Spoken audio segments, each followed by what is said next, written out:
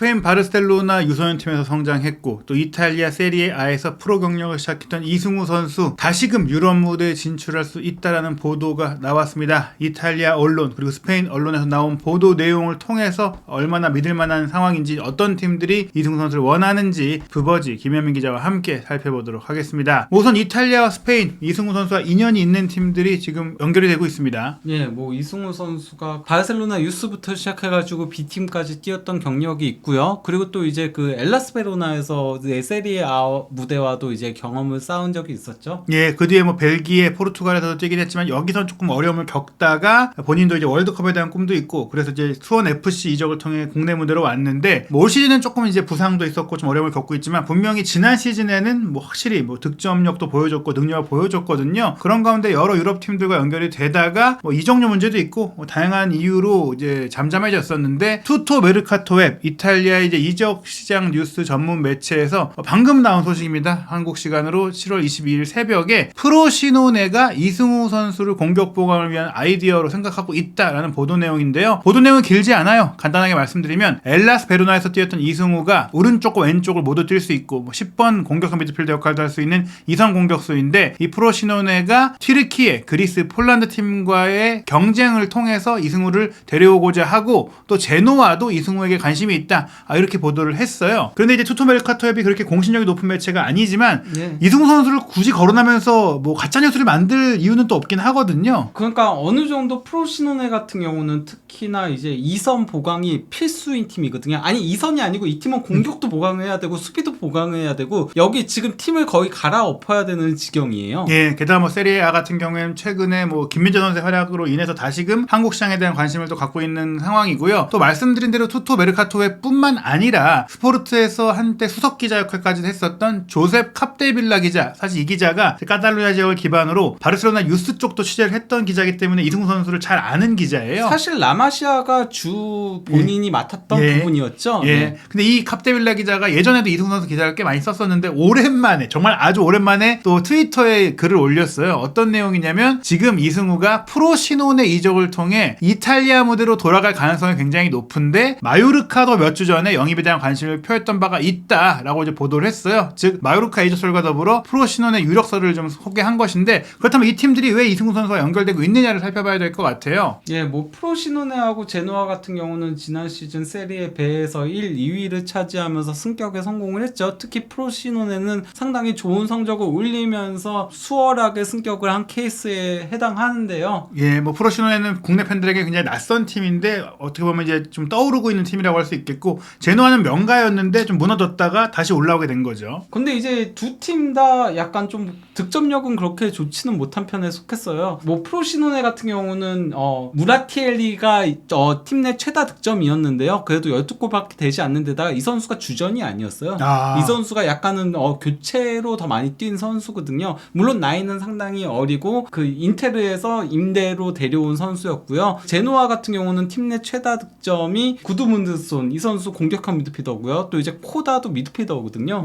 그가 공격진의 득점력이 조금 떨어진다라고 할 수 있고 이제 도움을 올리는 선수들도 그렇게 많은 도움을 기록하지 못했죠. 둘 다 미드필더인 코다와 이제 로흐덴이 6도움씩을 기록을 제노아 프로시노네에서 기록을 한 건데요. 사실 2부 리그에서도 득점이나 도움 기록이 좋은 선수가 없다면 1부 리그에 올라왔을 때는 보강이 당연히 필요한 상황이에요. 근데 이제 프로시노네하고 제노아하고 조금 주목해볼 부분이 있는데요. 두 팀의 감독이 바로 2006 월드컵 이탈리아 우승의 주전급 선수들이었죠. 질라르디노와 그로소라는 데 있습니다. 저도 이 팀들의 프로필을 볼 때 깜짝 놀랐어요. 아니 감독 이름이 너무 이제 아직은 익숙한 이름이더라고요. 예, 특히 이제 그로소가 굉장히 프로시노네의 승격을 견인하면서 평가를 높게 받았었거든요. 근데 이제 뭐 질라르디노 같은 경우는 현재 계속 제노아 감독을 맡고 있는데 반면에 이제 그 그로소는 6월 14일에 문자로 사임을 통보를 본인이 했다라고 해요. 본인이 이제 나 그만두겠다.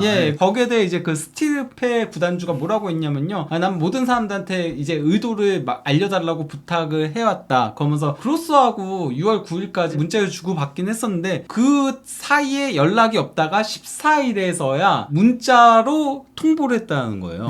자기가 그만두겠다는 걸 얘기를 하면서 이유를 말하지도 않았고 나 역시 그거에 대해서 뭐 알고 싶지 않다 뭐 이렇게 얘기를 하면서 하지만은 우리는 그래도 그로소와 좋은 좋은 시간들을 보냈었고 그는 이 클럽 역사상 누구도 할 수 없었던 걸 해냈다라고 얘기를 했는데요. 뭐 어떤 건지는 모르겠지만은 어쨌건 뭐 현재로서는 약간 좀 동기부여를 잃었다 이런 식의 얘기들이 나오고 있긴 하더라고요. 사실 뭐 일부 리그로 올라가게 됐으니까 세리에 A에서 뭔가 해보고 싶지 않았을까 싶은데 그 사정에 대해서는 저희도 명확하게는 좀 알 수가 없는 상황이에요. 저는 근데 뭐 그런 것도 있지 않을까 싶긴 해요. 이 팀이 임대를 상당히 많이 데려왔거든요. 근데 그 선수들이 떠나게 되면서 근데 이제 보강이 제대로 이루어질 가능성이 그다지 높지 않다 보니까 거기에 대해서 조금 의혹이 떨어진 것도 있지 않을까라는 생각도 들긴 해요. 이건 어디까지나 추측의 영역입니다. 또 게다가 본인이 승격을 잃었기 때문에 다른 팀들 제한도 있을 수 있고 그런 과정 속에 좀 편안하게 새로운 팀을 구하기 위해 좀 물러나지 않았을까 추측을 해볼 수가 있습니다. 이런 가운데 이제 그 프로시노네가 7월 1일에 들어서야 이제 에우세비오 디프란체스코를 새 감독으로 선임을 했습니다. 다소 그러니까 늦은 시점에 감독 선임이 이루어졌다라고 할 수 있죠. 디프란체스코 같은 경우는 사솔로 시절에 굉장히 좋은 모습을 보여주면서 이때 그 이탈리아 미래를 책임질 뭐 젊은 감독으로 불렸었는데요. 그때 이제 뭐 4-2-3-1 포메이션을 바탕으로 사솔로 돌풍을 이끌었어요. 그래서 현재 사솔로를 만든 인물이라고 봐도 무방한데요. 하지만은 그 이후에 로마 감독 부임하면서 로마에서 망했고요. 그리고 이제 삼프도리아 가가지고 또 망했고요. 칼리알리 가서 망했고 엘라스 베로나까지 맡으면서 계속 망했습니다. 맡은 팀마다 다 강등이 되기도 했고 물론 뭐 로마에서 첫 시즌 정도는 뭐 3위를 차지하긴 했지만 그 뒤로는 꾸준히 이제 맞는 팀마다 실패를 했다. 프로시노네 같은 경우는 지난 시즌 이제 4-3-3 포메이션을 활용을 했었거든요. 그 오른쪽에 있는 게 이제 베스트 11인 거예요. 그래서 이제 모로하고 몰라티에리가 이제 돌아가면서 선발로 나왔는데 그래도 모로가 조금 더 주전이었거든요. 그리고 왼쪽 윙은 거의 카소가 서긴 했었고요. 가리타노는 미드필더에서 조금 공격적인 역할을 맡거나 아니면 상황에 따라서 측면 공격수도 수행을 했었는데 이 중에 몰라티엘리하고 이제 모로하고 그리고 로베르토 인시녜 이렇게가 팀을 떠난 겁니다. 결국엔 핵심 공격수가 다 떠났기 때문에 새로 다 영입을 해야 된다. 그래서 이게 현재까지의 이적 상황인 건데요. 일단 뭐 공격수로 쿠니를 영입했는데 이 선수 바이에른 2군 팀 선수거든요. 그러니까 1군 자원이라고 보기가 힘들고요. 오른쪽에 보시면 아시겠지만 핵심 자원들이 대거 나갔어요. 그러니까 이게 보강을 너무 많이 해야 되거든요. 지금 뭐 영입한 선수 중에서 보렐리하고 마치텔리 같은 경우는 지난 시즌 임대로 영입했다가 완전 영입을 한 케이스인 거거든요. 그것도 보렐리는 주전 공격수도 아니었어요. 그러다 보니 이제 공격진도 보강을 해야 되고 수비진도 보강을 해야 되고 보강할 곳이 상당히 많은 팀이라고 할 수 있는 거죠. 거기다가 그 프로시노네가 물론 뭐 디프란체스코 감독이 왔으니까 전술이 바뀔 가능성은 있긴 하지만은 그래도 이제 4-3-3 포메이션에서 오른쪽 전문 윙어가 다 사라졌어요. 지금 그 리스트를 보더라도 레프트 윙어만 굉장히 뭐 4-5명이 있고 그리고 센터포드 2명. 즉 이제 측면 자원이 좀 필요한데 그 중에 언급되는 게 사실 뭐 자금 사정이 넉넉하지 않은 팀이기도 하니까 이승우 선수가 조금 언급이 될 수 있다. 뭐 그렇다라고 볼 수 있겠는데 거기다가 원래는 그 디프란체스코 감독이 사솔로 시절에는 4-2-3-1로 상당히 재미를 봤었거든요. 하지만은 계속 망하면서 그러면서 하위권 팀을 맡게 되면서 3-4-2-1 포메이션을 활용을 했었어요. 근데 과연 프로시노에서는 어떤 포메이션을 활용할지 모르겠지만은 설령 3-4-2-1을 쓰더라도 이성 공격수가 더 필요한 거잖아요. 그러다 보니까 보강은 필수인 팀이라고 할 수 있겠습니다. 여기 지금 당장 최전방 공격수부터 영입해야 돼요.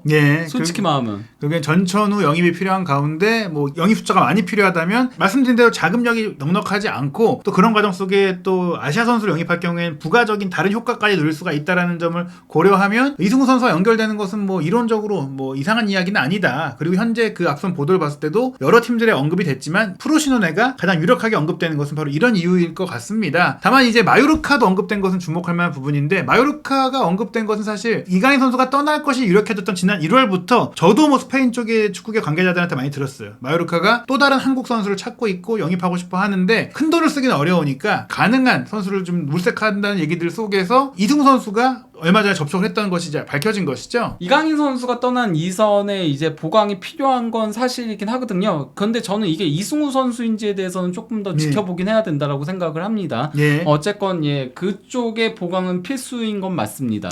뭐 여러 선수들을 검토한 것으로 알려졌고 뭐 유망주까지 다양하게 본 것 같은데 당장 이제 이강인 선수가 떠난 자리를 채운다는 뭐 아이디어라면 뭐 역할적으로 물론 스타일은 다르지만 뭐 무리키 선수의 공격 파트너를 볼 수도 있고 무엇보다 사실은 마요르카가 이강인 선수를 놓쳤을 때 아쉬워하는 한 게 흔치 않은 정말 한국인 관광객들이 많이 찾아왔던 그런 좀 인기의 측면인데 이승우 선수도 어떻게 보면 사실 그런 그 인기가 있는 선수고 뭔가 활약만 해준다면 다시 한번 좀 언론의 화제가 될 수 있는 선수라는 점에서 좀 언급이 되고 있는 것 같은데 실제로 현재 마요르카 공격진 상황 뭐 앞으로도 좀 더 보강이 있을 수 있겠지만 무리키와 아브돈 프라츠는 좀 겹치는 역할이고 야브레스는 아직 좀 잠재력을 더 끌어올려야 되는 선수고 은디아이는 윙어고 다니 로드리게스는 그 미드필드에 가까운 선수거든요. 결국엔 이제 포워드 성향의 선수가 좀 필요하다. 예, 거기다가 뭐 측면까지도 아우를 수 있는 선수면 더 좋다라고 할 수 있겠는데요. 이강인 선수 같은 경우는 이제 측면까지도 아우르는 활약을 펼쳤었으니까요. 다만 근데 저는 그 이승우 선수가 엘라스 베로나에서도 솔직히 말하면은 실망스러운 모습들을 보여줬었던 게 사실이거든요. 경기력적인 부분에서. 예.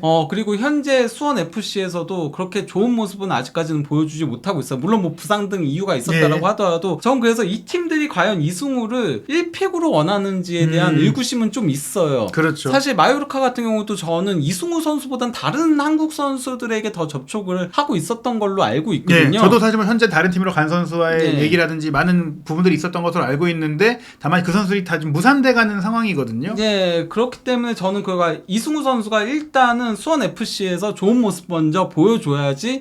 그러면은 이제 이 팀들도 만약에 원하는 선수 영입들이 못 될 경우에는 이승우 선수 쪽으로 이제 조금은 시선을 돌릴 수 있다라고 생각이 들거든요. 예. 다만 이제 이승우 선수 같은 경우에 수원 FC와 계약이 얼마 남지 않았고 재계약 제한이 있었지만 그걸 거절한 가운데 수원 FC도 이적료를 조금이라도 좀 챙기려면 올여름에 보내야 되는 상황이거든요. 그러다 보니까 아마도 이탈리아, 스페인에서도 좀 자금력이 좀 부족하더라도 한국 선수를 좀 관심 있어하는 팀들이 좀 접근한 것 같은데 뭐 현재는 사실 뭐 캅데빌라 기자의 보도를 봐도 프로시노네가 가장 유력한 것으로 보입니다. 다만 이 1차 보도가 나온 것이기 때문에 저희도 또 추가적으로 취재를 해보고 또 추가적인 보도가 나오는지 살펴보고서 이승우 선수의 유럽 재진출 과연 이루어질 수 있을지를 체크해보도록 하겠습니다. 한준TV 올 여름 이적 시장에 그 어떤 때보다 많은 한국 선수들의 유럽 이적설이 나오고 있는데 새로운 소식이 나오는 대로 빠르게 전해드리도록 하겠습니다.